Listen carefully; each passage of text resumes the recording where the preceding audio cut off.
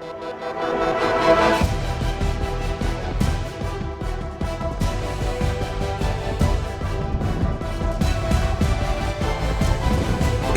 Voice, आपकी सोच, आपकी आवाज। गरीब परिवार के जीवन में बदलाव की आशा होती है। इसी के साथ हम सब की यह सामूहिक जिम्मेवारी भी है कि हमारा बजट केवल संतुलित ही नहीं बल्कि संवेदनशील, दूरदर्शी और समावेशी वो होना चाहिए। हम सब ये भी जानते हैं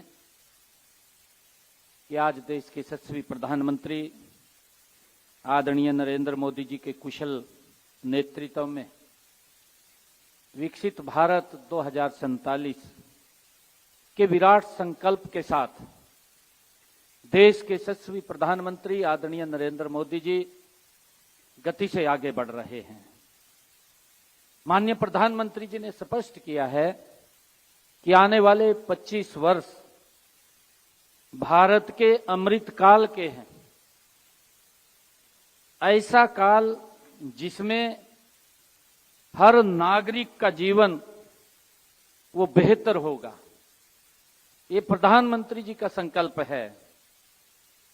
हर क्षेत्र में अवसर होंगे और शासन की हर नीति का केंद्र जन कल्याण होगा, आदरणीय प्रधानमंत्री जी का संकल्प है। माननीय प्रधानमंत्री जी ने स्वयं कहा है कि हरियाणा इस राष्ट्रीय संकल्प की एक सशक्त कड़ी है। उन्होंने अपने वक्तव्य में भी कहा है, देश के यशस्वी प्रधानमंत्री आदरणीय मोदी जी का विकसित भारत का सपना तभी साकार होगा जब सभी राज्यों के बजट भी विकसित भारत के विजन के अनुरूप बनेंगे।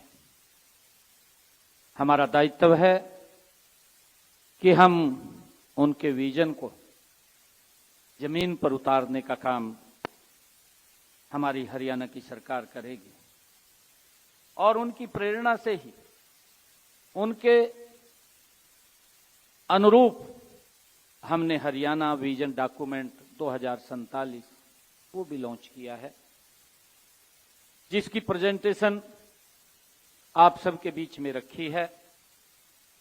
मुझे खुशी भी है बताते हुए आप सबको कि हमने विजन डॉक्यूमेंट का लोकार्पण भारत सरकार के गृह मंत्री आदरणीय अमित शाह जी के दिशा निर्देश में 24 दिसंबर 2025 को पंचकुला की इसी पवित्र भूमि के ऊपर हमने किया।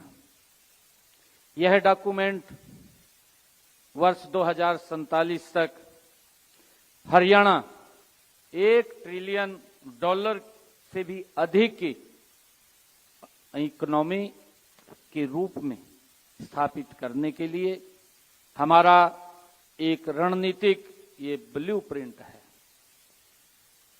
उसका संकल्प हमने लिया है क्योंकि आदरणीय प्रधानमंत्री ने 2047 का संकल्प लिया और हमारा हरियाणा का भी 2047 में हरियाणा उन अपेक्षाओं के ऊपर खरा उतरे जो आदरणीय प्रधानमंत्री जी ने संकल्प लिया है।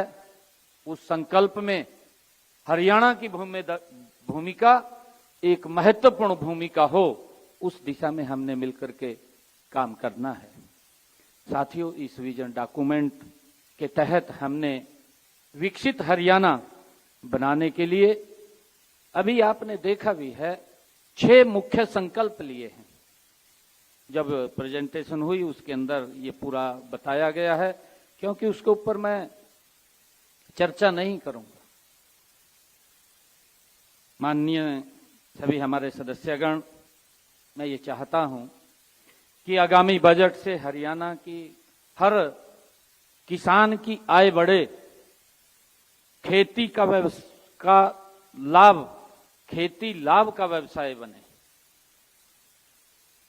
जल संरक्षण हो, प्राकृतिक खेती को प्रोत्साहन मिले और कृषि आधारित उद्योगों के नए अवसर पैदा हों, ये हम चाहते हैं। साथ ही इस बजट से प्रदेश में ऐसा वातावरण बने जिससे हर युवा कह सके कि मुझे अपने सपनों का ये राज्य छोड़ने की जरूरत नहीं है, ये मेरे सपनों का राज्य है।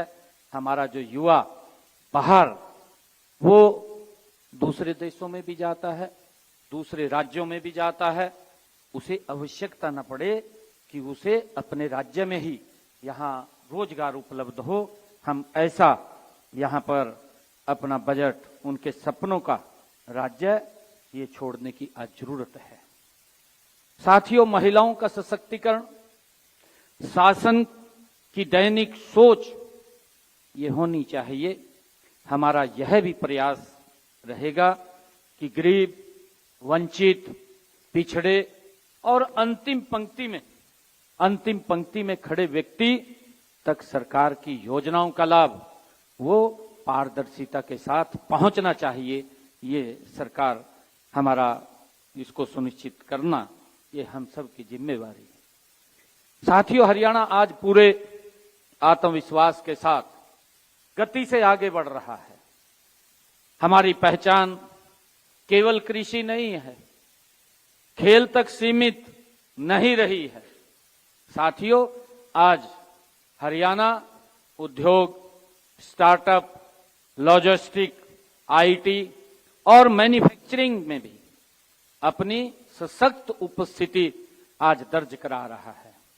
मुझे विश्वास है कि हमारा आगामी बजट इस विकास यात्रा को और गति देगा। आज की बजट चर्चा में एक विषय अत्यंत महत्वपूर्ण है, वह है उचित और जिम्मेदारी से खर्च।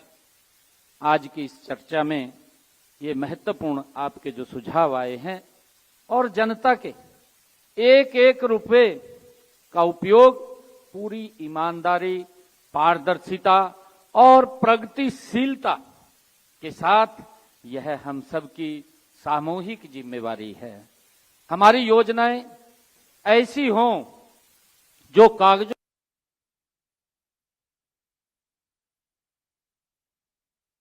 दिखें। मैं ये चाहता हूं परिणाम आधारित ये बजटिंग तकनीक और उपयोग और भ्रष्टाचार मुक्त शासन, इन सिद्धांतों पर कोई समझौता नहीं होगा, ये हम चाहते हैं। आदरणीय सभी सदस्यगण हमारे यहाँ बैठे हैं। पिछले वर्ष हमने जब बजट पूर्व परामर्श वो किया था, अलग अलग स्टेक होल्डर से हमने बात किया था, उसमें लगभग हमारे सामने हरियाणा प्रदेश के अंदर 1592 महत्वपूर्ण सुझाव आए थे और उनमें से हमने 706 सुझाव शामिल किए थे। और मुझे खुशी है बताते हुए कि इसमें इसी स्थान के ऊपर हमने ये पूर्व बजट परामर्श की बैठक यहाँ किया था। हमारे सभी सांसद और विधायकगण इसी स्थान के ऊपर आए थे और मुझे ये बताते हुए कि इसमें लगभग जो हमारे सांसद और विधायकों ने अपने सुझाव दिए थे वो 651 सुझाव थे। 651 सुझावों में से 254 सुझावों को हमने इसमें शामिल भी किया है और आज भी हमने सभी विधायकों को बुलाया था। आज लगभग 90 के 90 विधायक और सांसदों को हमने आमंत्रित किया था कि वो यहां पर आएं, महत्वपूर्ण सुझाव दें, जिससे कि ये प्रदेश प्रगति की राह पर आदरणीय प्रधानमंत्री जी के उस संकल्प को ये हरियाणा पूरा कर सके जो प्रधानमंत्री जी ने 2047 का ये संकल्प लिया है।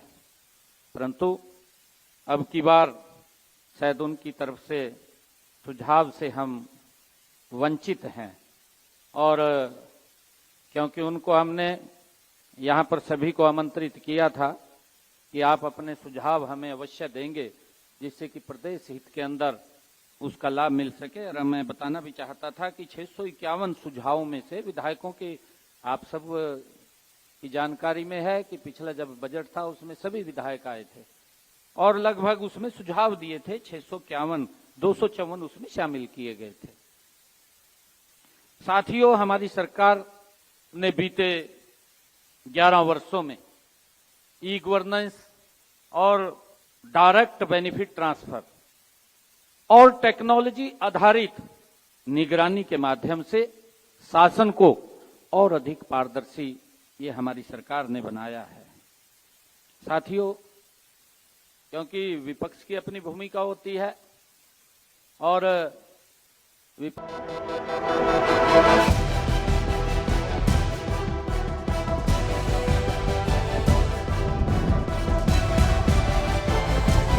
इंडिया वॉइस, आपकी सोच, आपकी आवाज।